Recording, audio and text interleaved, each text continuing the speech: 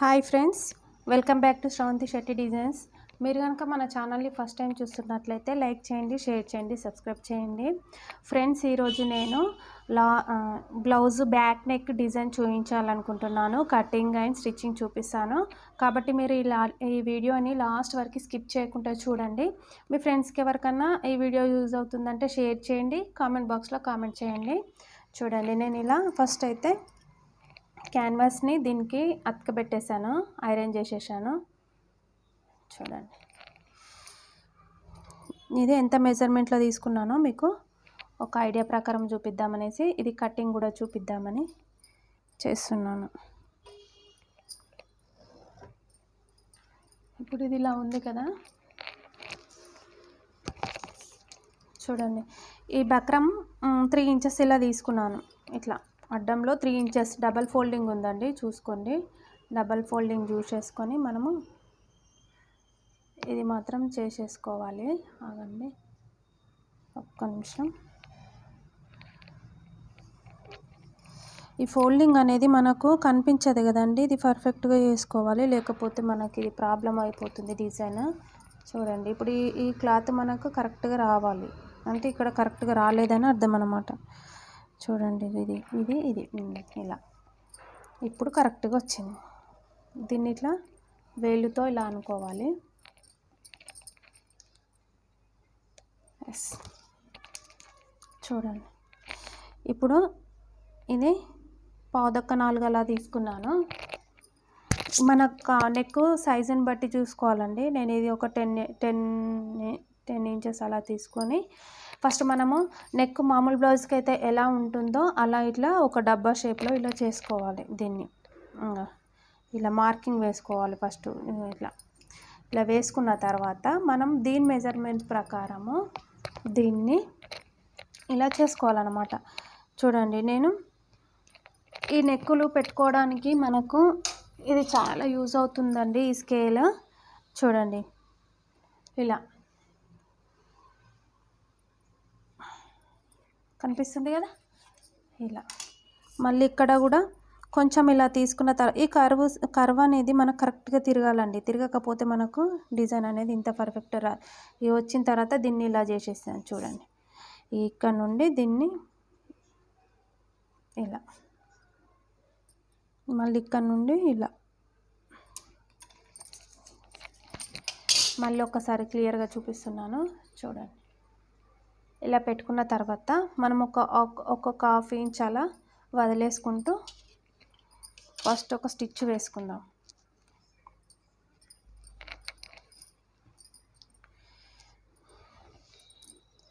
చూడండి, ఇక్కడ నేను ఫస్ట్ ఇది మార్కింగ్ వేసుకున్నాను కాబట్టి నాకు కనిపిస్తుంది కదా.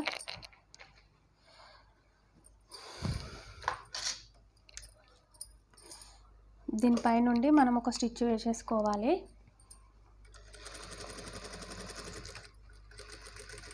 ఇది ఈజీ మెథడ్లో ఉంటుందండి. మనకు లైనింగ్ క్లాత్ లేనప్పుడు ఈ మెథడ్ చాలా యూజ్ అవుతుంది. ఎందుకంటే ఎక్స్ట్రా క్లాత్ లేకున్నా కానీ మనం ఈ బక్రం పీస్ని ఎలా యాడ్ చేయాలో నేను ఇప్పుడు చూపిస్తాను.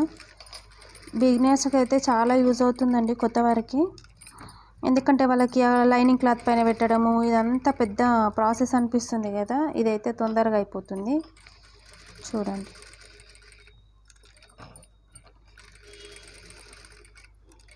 ఇలానే మనము ఇటువైపు కూడా స్టిచ్ చేసుకోవాలండి. కొంచెం మెల్లిగా ఇదే మనం పెట్టిన మార్కింగ్ పైనే ఒక స్టిచ్ వేసేసుకోవాలి.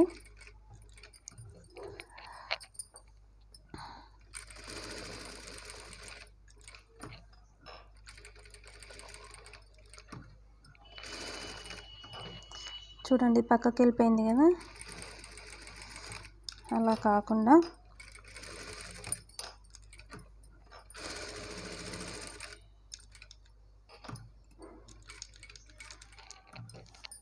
ఇలా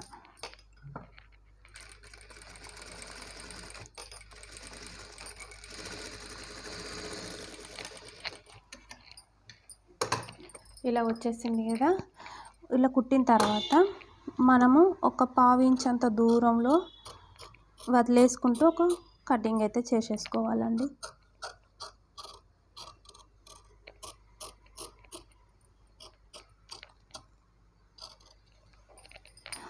ఇప్పుడు ఇక్కడ నుండి మీకు ఎలా కంఫర్ట్గా అనిపిస్తే అలా కట్ చేసుకోండి, కానీ ఇవి కట్ చేసేటప్పుడు మాత్రం కొంచెం జాగ్రత్తగా కట్ చేయండి.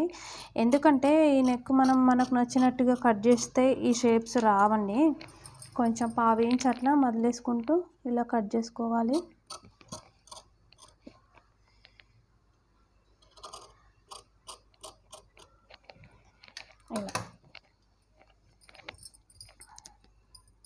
ఇలా వచ్చింది కదా.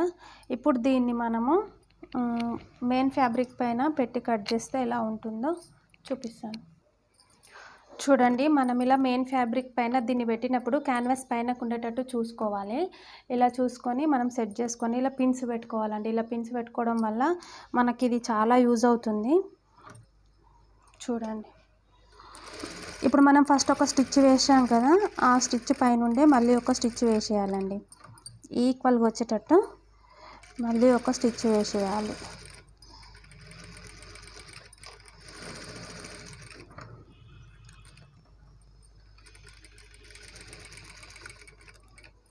ఇలా మనం ఇది పిన్స్తో ముందే సెట్ చేసుకొని పెట్టుకోవడం వల్ల మనకు చాలా యూజ్ అవుతుంది.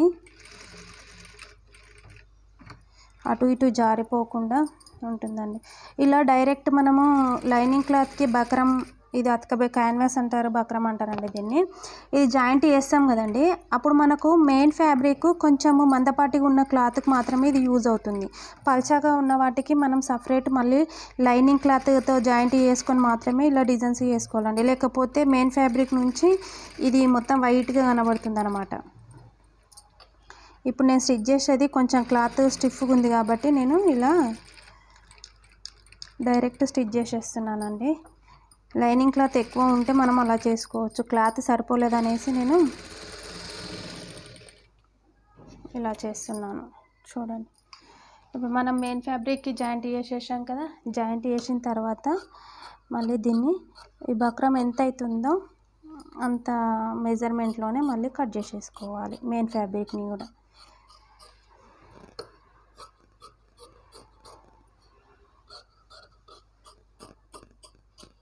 ఈజీగా ఉంటుంది డిజైన్స్, కానీ కొంచెం జాగ్రత్తగా కుట్టాలి. చూడండి, ఇప్పుడు ఇలా కట్ చేసాం కదా. కట్ చేసిన తర్వాత ఈ పిన్స్ని తీసేసుకోవాలి.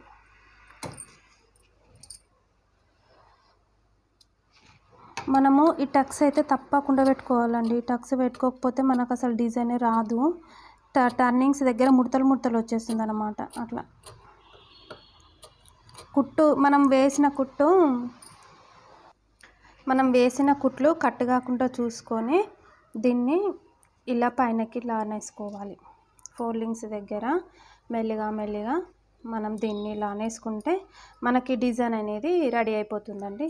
చూడండి, ఇప్పుడు ఈ మూలల దగ్గర చిన్న పిన్ను సహాయంతో ఇలా మెల్లిగా ఇలా అనుకోవాలి.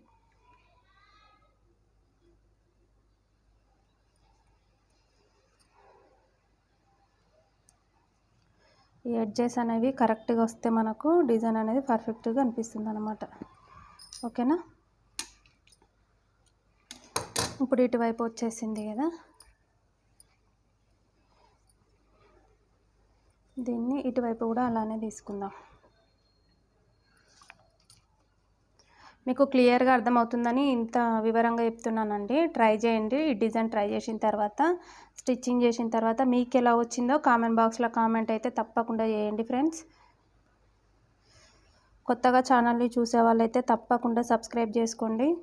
ఇంకా కొత్త వీడియోస్ నేను షేర్ చేస్తూ ఉంటాను. మీ ఒక లైక్ ఇవ్వడం వల్ల మన వీడియోస్ చాలామందికి రీచ్ అయ్యే ఛాన్సెస్ ఉంటాయండి. అందుకని నేను తప్పకుండా లైక్ చేయమని అడుగుతున్నాను. ఇలా సెట్ చేసుకుంటూ మనం దీన్ని ఇట్లా కుట్టుకునేటప్పుడు దీన్ని ఇట్లా బయటకి ఇట్లా లాగుకోవాలి. ఫస్ట్ మనం ఒక్కసారి సెట్ చేసామనుకో, ఇలా ఈ క్యాన్వాస్ వేసాం కదా, దానితో ఇది కొంచెం బెటర్గా వస్తుంది అన్నమాట. లేకపోతే ఇంత నీట్గా రాదు.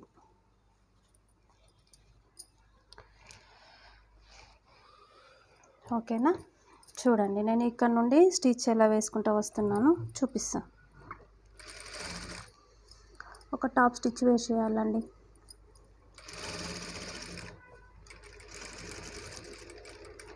ఈ టర్నింగ్స్ దగ్గర నిడిల్ని కిందికే తిప్పి ఉంచాలి, మనం పైకి లేబట్టొద్దండి. లేబడితే మళ్ళీ మనకి ఆ నిడిల్ షేప్ అవుట్ అయిపోతుంది, అది డిజైన్ అనేది అంత లుక్ రాదు.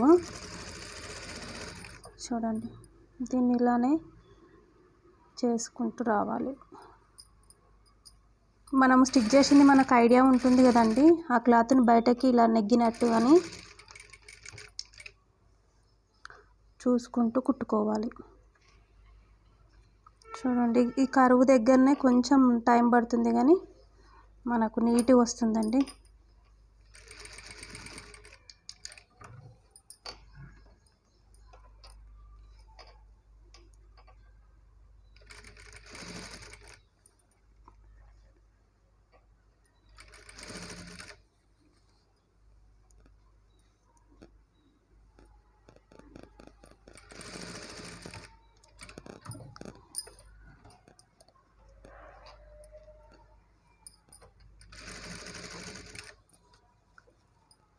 ఈ కరువులు కరెక్ట్ చూసుకుంటూ కుట్టుకోవాలండి.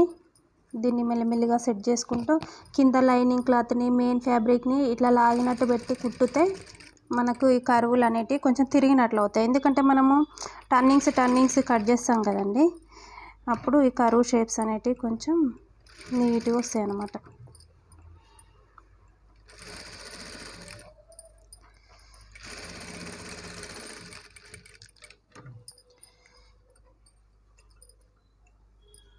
చూడండి,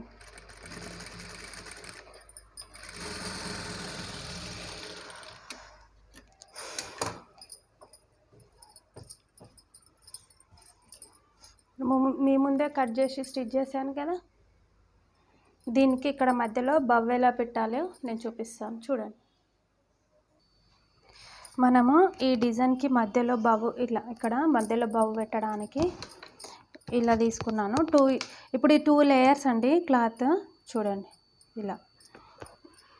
ఇట్లా అడ్డంలో 8.5 తీసుకున్నాను, ఇట్లా 5 ఇంచులు తీసుకున్నాను. చూడండి,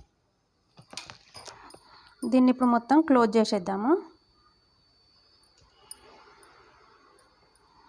4 వైపులా చుట్టూరా కుట్టుకుంటూ రావాలి.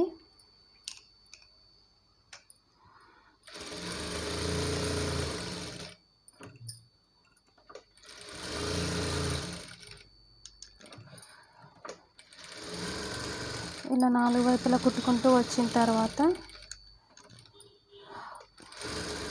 చివరికి ఒక 1 ఇంచ్ అంతా వదిలేయాలండి ఖాళీగా. దీనికి ఇలా టక్స్ పెట్టేసుకోవాలి. ఇలా టక్స్ పెట్టుకోవడం వల్ల మనకు ఈ బవ్ అనేది లోపల కూడా బాగుంటుంది. చూడండి, ఇప్పుడు ఈ చిన్న గ్యాప్ వదిలేసాం కదా ఇక్కడ స్టిచ్ వేయకుండా, ఈ దీంట్లో నుండి నేను దీన్ని బయటకు ఇలా తీస్తాను. చూడండి, ఇలా లాగాలండి, లోపల క్లాత్ని మనము లాగితే వచ్చేస్తుంది అంతే.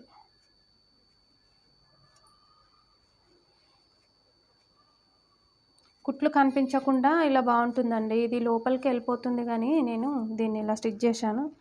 చూడండి, దీనికి చిన్నగా ఇలా ఇట్లాంటి చిన్న చిన్న ఐటమ్స్ చాలా యూజ్ అవుతాయండి. నేను ఇట్లా స్క్రూ డ్రైవర్తో ఇలా చేస్తున్నాను. చూడండి, లోపలికి వెళ్ళిపోతాయండి ఇవి స్టిచ్చెస్.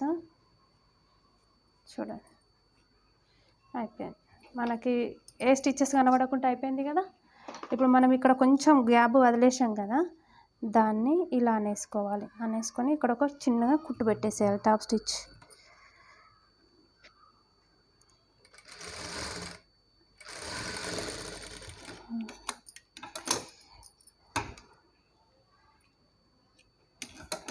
ఇప్పుడు మనము దీనికి మిడిల్ పార్ట్ ఎక్కడుందో చూసుకోవాలి. ఇది దీని మిడిల్ పార్ట్ ఇక్కడ. దీనికి ఒక కుట్టు వేసేయాలి. ఇలా కుట్టు వేసిన తర్వాత దీన్ని ఇలా చిన్న చిన్నగా అనుకుంటూ కుట్టేసుకోవాలండి. దారం పెట్టేసుకొని ఇలా లోపలికని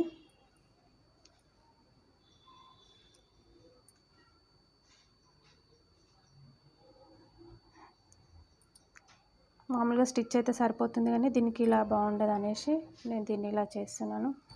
ఇలా గట్టిగా మనం ఒక 3 వేసామనుకో ఈ బౌ షేప్ అనేది మనకు నీట్గా వచ్చేస్తుందండి.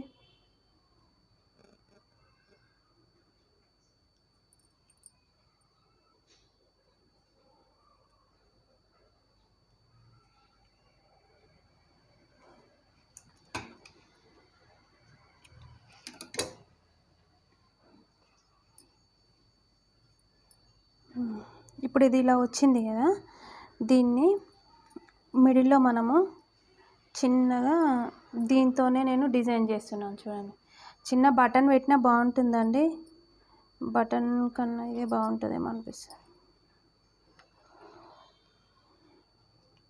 బటనే పెడదాంలేండి.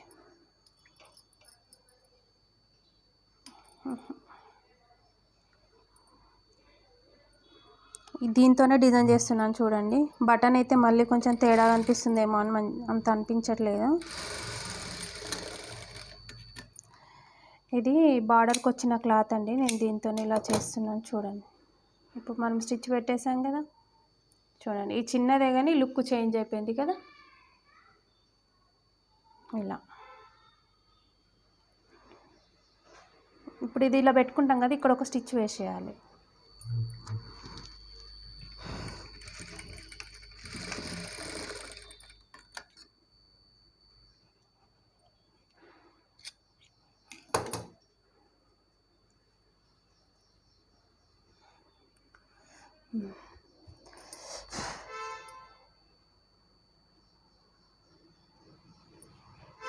ఇలా ఇప్పుడు దీన్ని మనము దీనిపైన సెట్ చేసేద్దాం. ఇది ఇక్కడ ఇట్లా వస్తుందండి, అర్థమవుతుందా మీకు డిజైన్?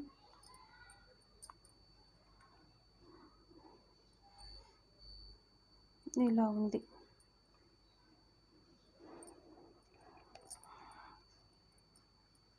ఇప్పుడు మళ్ళీ మనము దీనిపై నుండి ఒక స్టిచ్ వేసుకుంటూ రావాలి. ఇది మనము నెక్ ఇది మనం జాయింట్ చేసేటప్పుడు కరెక్ట్గా చూసుకోండి, ఎందుకంటే మళ్ళీ నెక్ తర్వాత ప్రాబ్లం అవుతుంది, లాగినట్టు అవుతుందండి. చూసుకోండి, ఇలా సెట్ చేసుకొని దీనిపై నుండి నేను ఒక స్టిచ్ వేస్తాను.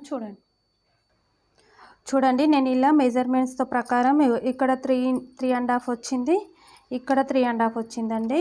ఇక్కడ నేను ఒక 1.25 వదిలేసుకొని దీన్ని సేమ్ ఈక్వల్గా వచ్చేటట్టు చూసుకున్నాను. చూడండి, మనము ఇది ఇలానే వదిలేసుకోవద్దండి, వదిలేసుకుంటే మళ్ళీ మనకు కరెక్ట్గా రాదు. ఓకేనా? ఇలా సెట్ చేసుకొని మనం స్టిచ్ వేసుకోవాలి. చూడండి, మనం ఇక్కడ ఎడ్జెస్ నుండి మళ్ళీ లాస్ట్ నుండి ఇక్కడ డబల్ ఇట్లా రఫ్ కొట్టినట్టు చేసేసి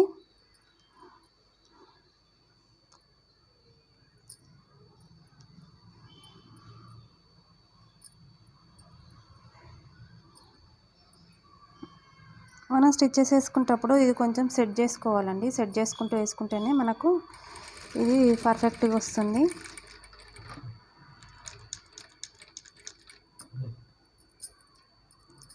చూడండి,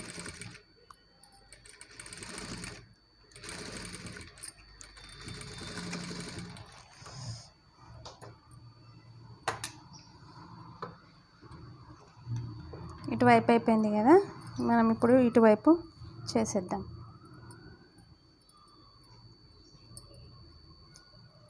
ఈక్వల్గా ఉందా లేదా మళ్ళీ ఒకసారి చెక్ చేసుకొని కుట్టుకోండి.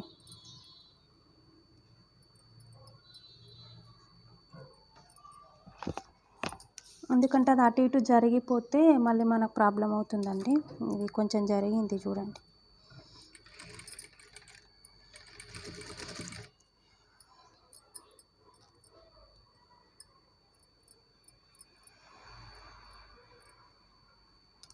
ఇలా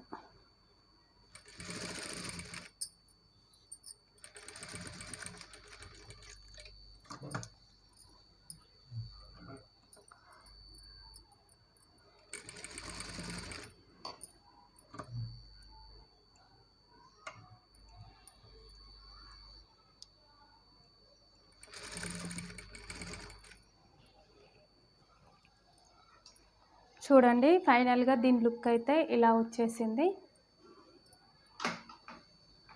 ట్రై చేయండి, బాగుంది. సింపుల్ బ్లౌజ్ అయినా మనకు లుక్ హెవీగా ఉంటుంది. ఈ బవ్ ఇలా రెడీ చేసిన తర్వాత దీన్ని మళ్ళీ దీనికి జాయింట్ చేశాను. ఇక్కడ మనకు బటర్ఫ్లై లాగా కనబడుతుంది, చూసారా? బటర్ఫ్లై, సేమ్ బటర్ఫ్లై లానే ఉంది. ఫైనల్గా దీని లుక్ అయితే ఇలా ఉందండి. Thank you for watching.